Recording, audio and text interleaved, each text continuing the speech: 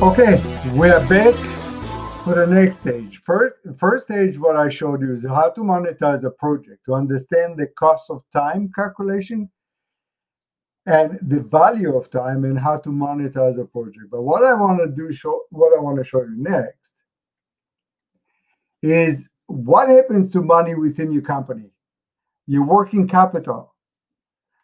Remember, your working capital is the difference between current assets and current liabilities. It's not cash in the bank, it's a combination of cash and accounts receivable and inventory or whatever else you've got. So it's the difference between current assets and current liabilities.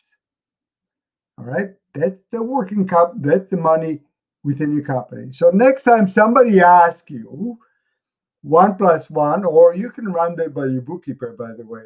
Ask your bookkeeper what's 1 plus 1. If she says anything else than two, fire her. Now, ask yourself 1 plus 1. What is 1 plus 1? And if you say 2, let me show you something that's different. Because in bookkeeping, 1 plus 1 is 2. In engineering, 1 plus 1 equals 2. In accounting, well, let's see the concept of 1 plus 1, what happens to it. In contracting, your working capital turns over 6 times a year. Think about it. You invoice 1 month, you get paid the next month. So that means for 2 months before you get paid. You spend money on the first month, but it takes about 2 months before you get paid. So that means in a year, once you get paid, you do it again. Once you get paid, you do it again. That happens 6 times a year. So your working capital turns over 6 times a year. So for every dollar in your working capital that you put out, it goes out, comes back with the 32% gross profit. That compounded amount goes out, comes back $1.74, and so on and so on and so on. What happens by the end of the day? 1 plus 1 in contracting equals $4.29. Wow, not really. 1 plus 1 does not equal $4.29. But however, 1 plus 1 with all compounded markup equals $4.29.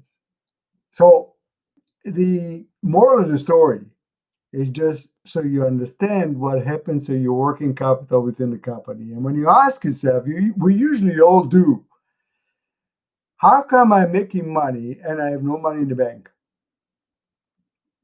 Every contractor says the same thing. If you said that, you're not unique. We all said it. How come we make money and we have no money in the bank? We're always using a line of credit, or we're always running just at the edge. Well, consider this. The money you made is out there working and it's earning money. If it was sitting in your bank and you had it in the bank, it's not earning any money. It's not out there coming back at $4.29 per dollar. So next time you look at a bank and say, I'm making money and I don't have money in the bank, cheer. It's a good thing, not a bad thing. All right. I'll take you to the next stage. Let's take a look at these buttons in here. Now, what are you? Are you a general contractor, a builder or developer, or a subcontractor? So let's start with general contractor. Click on the button. All right, so now let's take a look at a general contractor overly year view. Now remember, this is your entire company, not a project.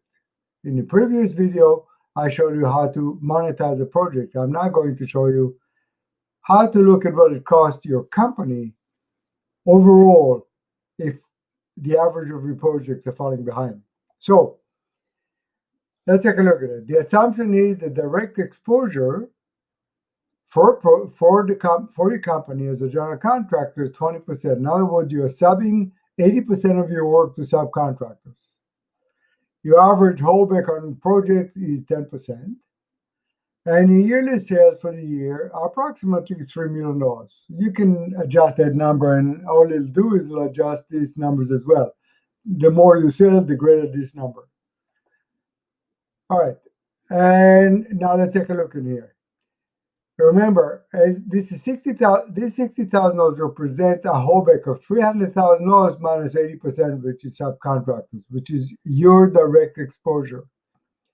The last draw again is the same calculation. The only thing is, it's the last progress draw, which is approximately 10% on a project of your total contract. You can adjust that number by any direction you want. It's not going to make much of a difference, but this is the average. So assuming that you've got 60%, $60,000 in holdback, $60,000 in last draw, you've got $120,000 that's owed to you on a project that's behind schedule. What is costing you per day? No, pardon me, not per project, but the entire company. So you've got on average, on $3 million worth of sales, you've got an average $120,000 that's on average falling behind approximately whatever time, 10 days, 20 days, or 30 days.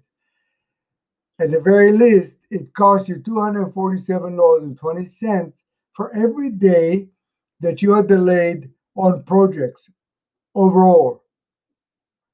If you were delayed 10 days, it's costing you $2,400. 20 days, $4,500, and 30 days, $7,400. Here's the thing.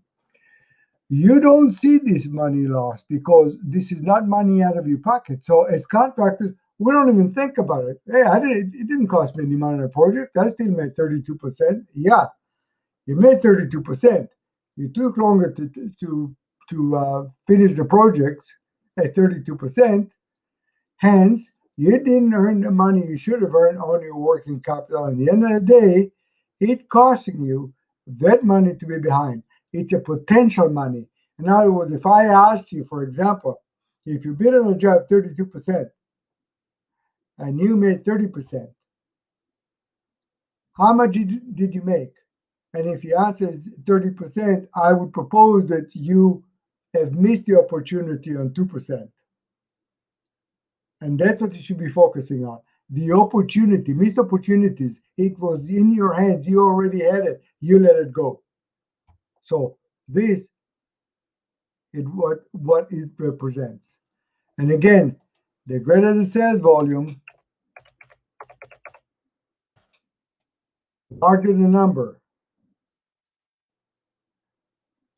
At the end of the day, the moral of the story is you need to manage your company time and collections and scheduling.